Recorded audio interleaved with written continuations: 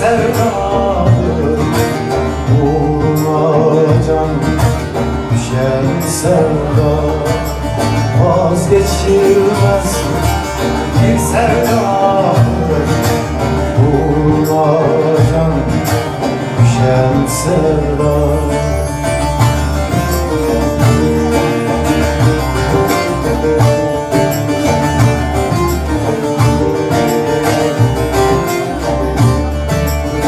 Tarihine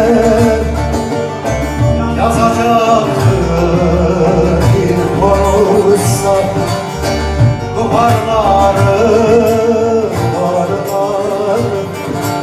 kan boyalı Diyarbakır zindanları, duvarları kan boyalı Diyarbakır zindanları.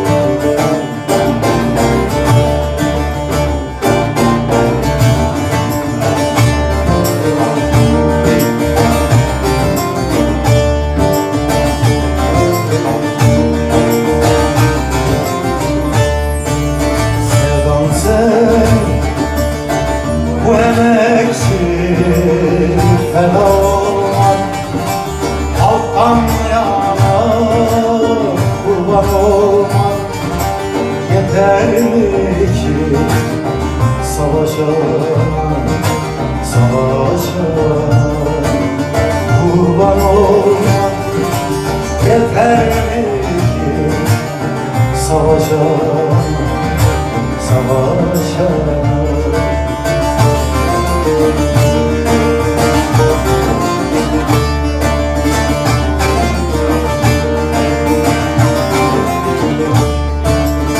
Tarihine yazacaktır bir konuşsa duvarları,